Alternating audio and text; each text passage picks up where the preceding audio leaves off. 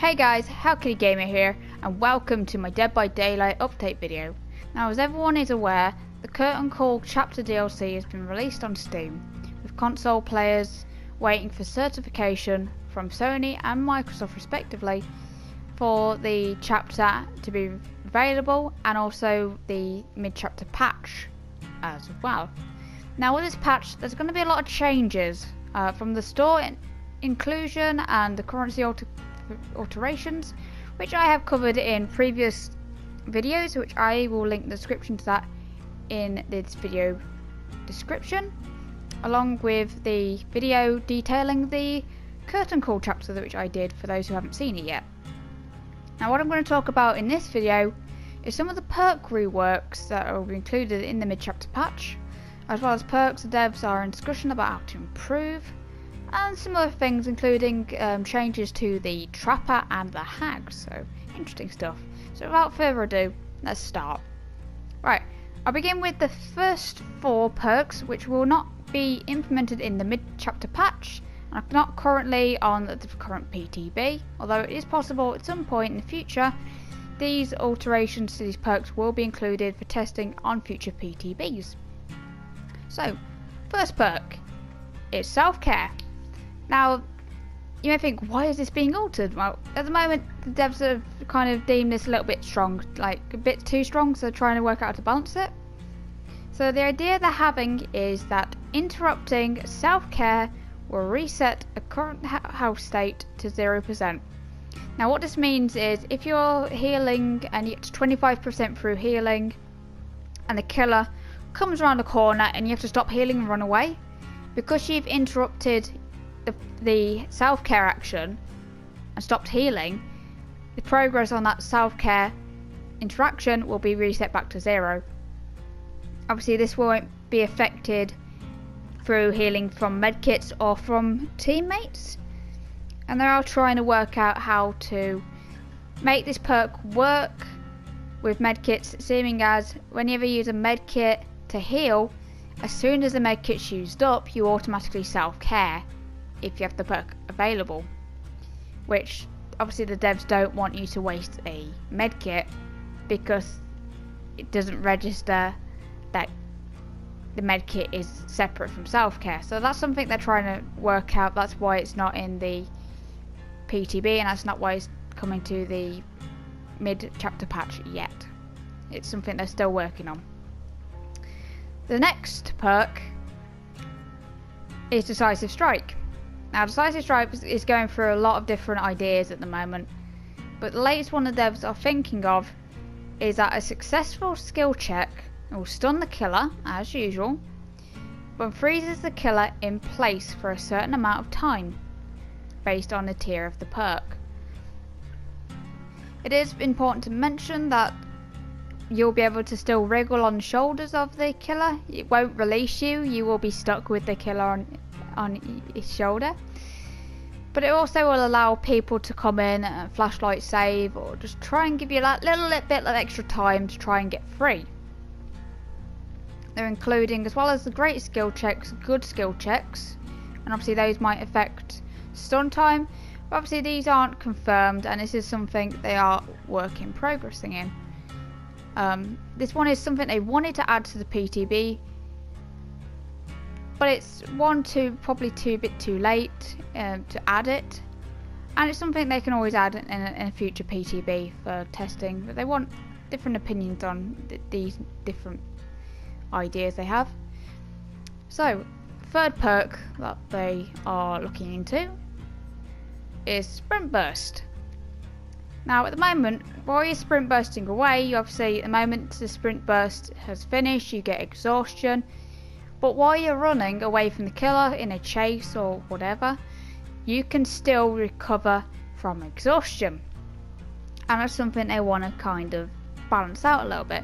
So the idea they have is that while you're running, you cannot recover from exhaustion, and that exhaustion can only be recovered from for walking or crouching for 40 seconds, though I'm expecting that value to alter slightly somehow, either if it gets lowered probably, although it's not sure. but obviously because this is a change that would affect exhaustion, it's safe to say, and they've even said, the devs have even said themselves, it will affect other exhaustion perks, so they have to make sure that they're happy with how Sprint Burst works, because it will affect other exhaustion perks like Dead Hard and Leaf, etc, etc. And the fourth perk that is currently being worked on but isn't being included is a little perk I like to call Whispers. Now I see no point in Whispers. I don't ever use it. It's a completely useless perk to me. But what they're planning to do is, and there's a lot of changes. So firstly, here you'll hear the entity Whispers within a 24-meter range of a survivor. So as you can see, it's got reduced range. But also, the entity's Whispers will be weakened by 10, 8 and 6 meters respectively based on tier scaling for each time a survivor is killed. Now, at this moment in time, you don't need to worry about anything because this is still a work in progress. They're still trying to get values right, trying to make sure that it's balanced and that they do a bit more testing on it. So those 4 perks are not being added to the mid-patch just yet, but they are being worked on actively. So, going to perks that will make it onto the list of the new chapter. Firstly, we have Deja Vu. Now, Deja Vu will reveal the 3 closest generators. Now, this isn't the 3 closest generators to you. This is the 3 closest generators that are close to each other in a short area. But they will be revealed to you at the start of the map, and again once the generators are done. Like, one generator will again show you locations of these 3 generators. See, the map will track the objectives revealed by Deja Vu, pretty much the same as it is now, but it will track those 3 generators. So the next perk is Calm Spirit. Now, Calm Spirit at the moment only affects crows, but that is changing. Because with Calm Spirit, it will allow you to overcome the urge to scream due to madness, obviously from the doctor's treatment mode, from intoxication, the clown's toxic bottles of gas, whatever you want to call that, and other such screams. They're trying to work out what other screams this perk could affect, like whether it could affect screams from being hooked or any other screams like that. So that one's not 100% sure what they're doing in terms of the scream aspect, but they did mention that it won't affect the horse. Now, a lot of you are probably thinking, what is the horse? For PC players who already have the chapter call, the curtain call even chapter, the horse is a mechanical animal in the new map that's coming out with the curtain call chapter. Obviously the new map is a rework, or should I say variation, of the Kronos Pen Asylum, which will basically have a carnival in the middle with a little mechanical horse which won't be affected by Calm Spirit. He will still make noise if you go near him. The next perk that's being changed is Ace's Ace in the Hole.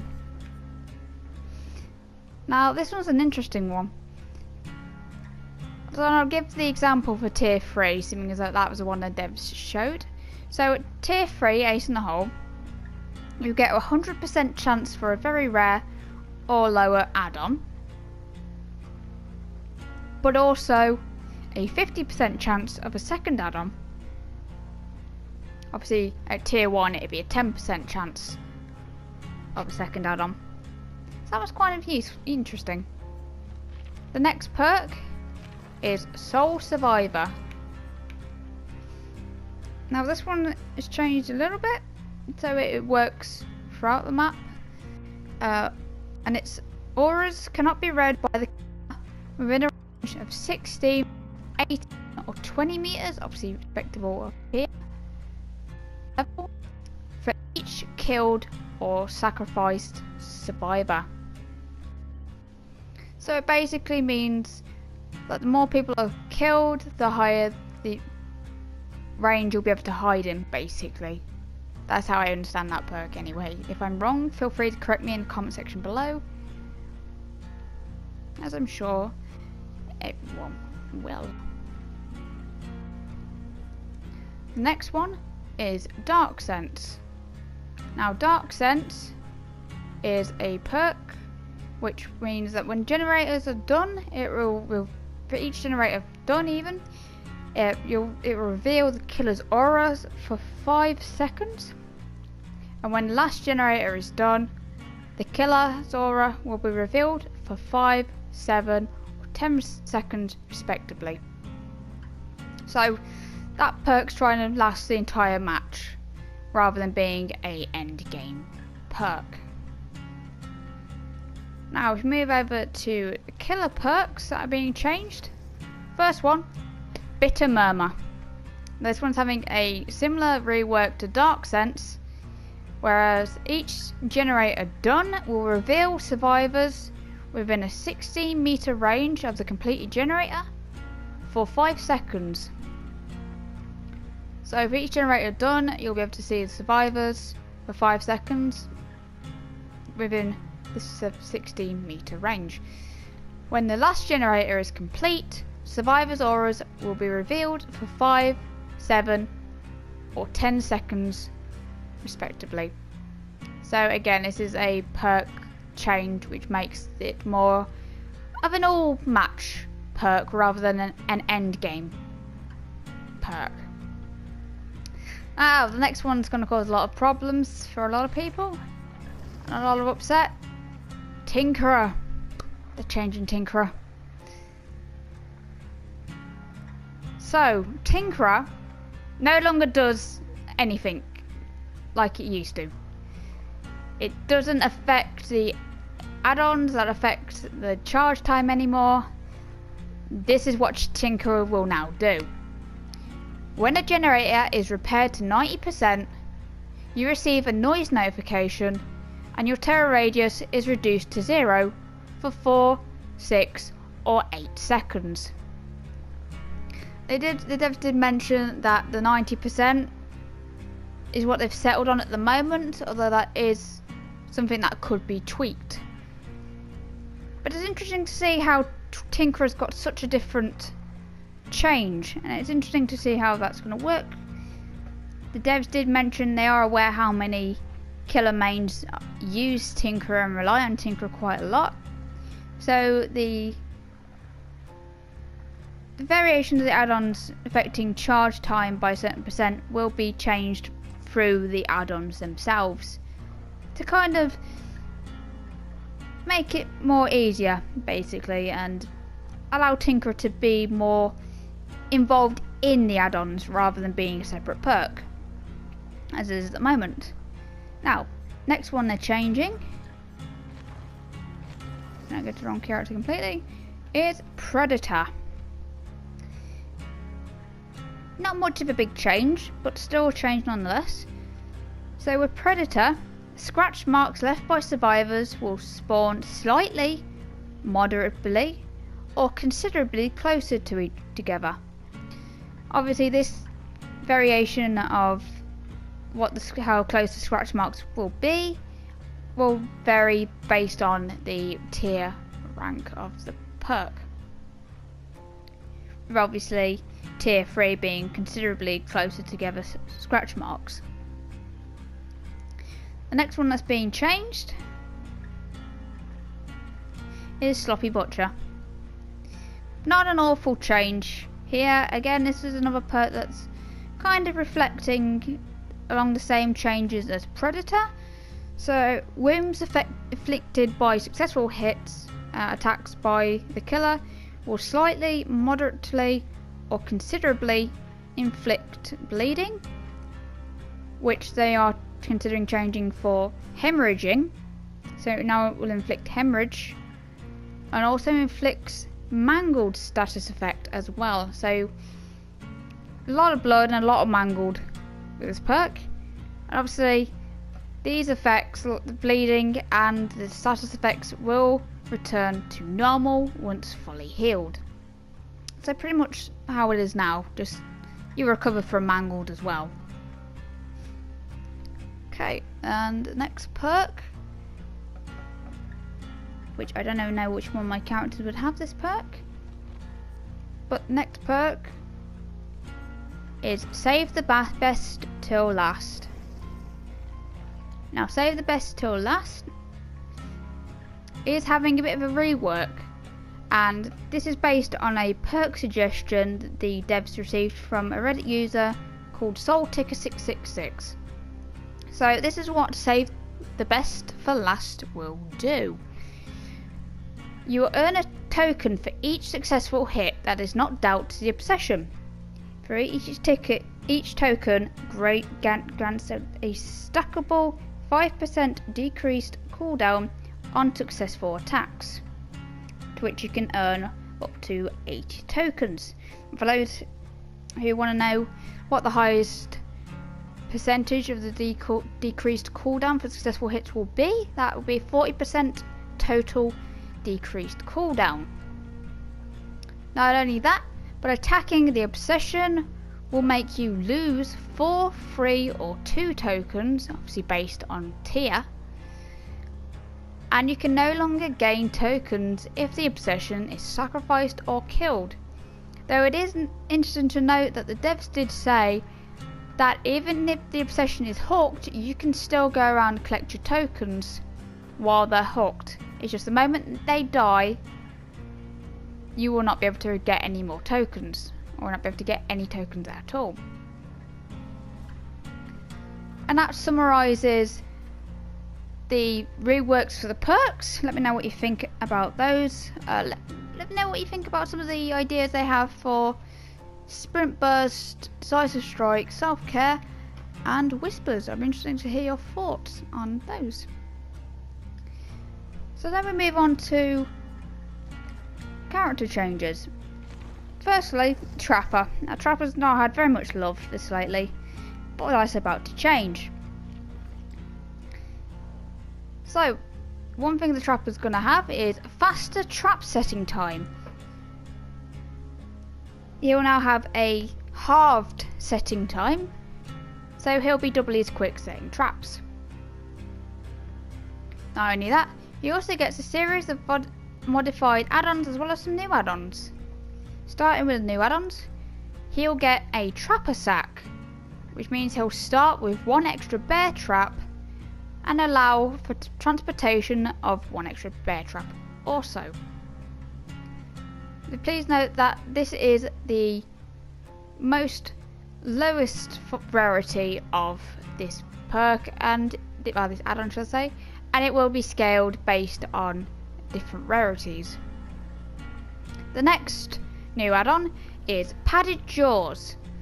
Bear traps do not inflict damage to trapped players, and points are awarded for trapped survivors are increased by 100%. So this is one that isn't going to cause damage to trapped victims, but it's going to cause you to get an increase in how many blood points you receive and how much points you receive.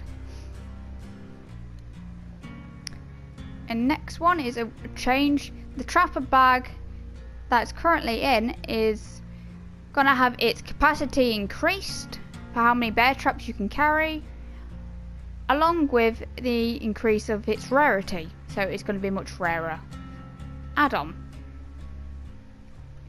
Now, the ultra rare add-on Diamond Stone, which I don't think I have any at this moment in time, no, which before inflicted dying upon a trapped victim, is now being changed to Iridescent Stone, which every 20 seconds 1 closed bear trap chosen at random becomes set.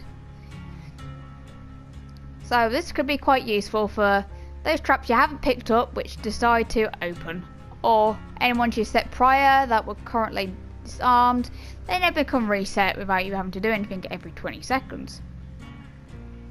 Honing Stone, it's being changed. It will now inflict dying upon a trapped victim, but only if they free themselves. So if they're freed by another survivor, then they won't go into the dying state, which I find interesting. One thing it is to mention as well is that traps sabotaged will now repair after 3 minutes. So pretty much the same as the hooks. And obviously perks and add-ons that will change this, like the pigs one, I'm pretty sure it's called Hangman's Trap. Let me just double check this one. Yeah, Hangman's Trick even will reduce how long it takes for the sabotage traps to repair by 1 minute, and the oily coil will further reduce this by 30 seconds. Now speaking of the coils will now have an increased sabotage time and disarm time. So they're combining two aspects of them to make that standard amongst all the coils. And interesting to put that the bloody coil in particular will allow healthy survivors to become injured after they disarm a trap, but it obviously won't put them in the dying state, which is interesting. The other changes there were are to the Hag. Now the Hag's got a lot of different changes. She's got reduced base trap setting time. They found that the Hag's trap setting time was too long, so it's considerably shorter now. She takes less time to set traps, and she's now got an increased base trap teleportation range, so she can more easily travel between her traps. Two of her add-ons are being modified. The first one, Scarred Hand. They're removing the vine, which oh my god, I can't even speak today, which moderately reduces movement speed. They're removing that. There's not going to be any debuffs now to the Hag's movement, which they want to try and play around with her speed a little bit, which is why the next change they've done is interesting. So with the add-on Waterlogged Shoe, they're adding a thing which says increase movement speed slightly, which will up her speed to 4.4 meters a second or 4.5 meters a second maximum, which is to reflect is the same speed as the Doctor in treatment mode, so she'll feel a little bit quicker. Some other things to mention is quite a few changes. The obsession icon, obviously at the moment it's only aware who the obsession is to the killer and the obsession themselves. They just want to change that, so from the mid-chapter patch the obsession icon will be shown to everybody, so everyone will know who the obsession is. Interestingly, Maya's speed is being increased from 4.14 meters a second to 4.2 meters a second while he's in tier 1. It's quite a little speed boost, so I'm happy with that one as a Maya's main. One thing they also want to do is they want to modify the charge times to killers to obviously cover the alteration of Tinkerer. Like I mentioned before, they're going to play around with the charge times for add-ons and for the powers themselves. Should be interesting. They're also actively looking at the Wraith's uncloaking time and speed curve, try to make him a little bit more balanced and more easier to play, I'm gonna presume. And they're also looking into Freddy, which with all the uproar, it is only understandable. So with Freddy, they're looking into making it so he has a 4-second transition into the dream world, or dream transition, should I say. Also looking into reducing action speed to 0 whilst survivors are in the dream transition. And they're also looking into some bit of a modification of the dream state transition itself. And nothing is detailed of yet. The last thing to mention is the hatch closing will not be a thing in the mid-chapter patch. It's not being put in because they still want to test it some more. They're not 100% happy with it. There's a mixed ideas of what they should do about that. They've gone through different iterations of the hatch closing mechanic, but it's still being worked on, so it won't be featured in the mid-chapter patch. And with that, that's all there is. So let me know what your thoughts are on any of these. What do you think of some of the perk reworks? What do you think of the changes to the hatch and the Trapper and the Hag? What do you think of all that? Let me know in the comment section below. And if you've enjoyed this, make sure to give a like, and if you're new to the channel, make sure to subscribe. I'm going to do as many videos as I can, obviously updating as soon as possible about things to do with Dead by Daylight. I'm going to probably do a next video, will probably be a short video basically saying when to expect the patch and the curtain chapter to be released on consoles. But without that, I'll end this here. I've been Hellkitty Gamer, and I'll see you guys in the next video. Bye bye. Tell me like a Hellcat.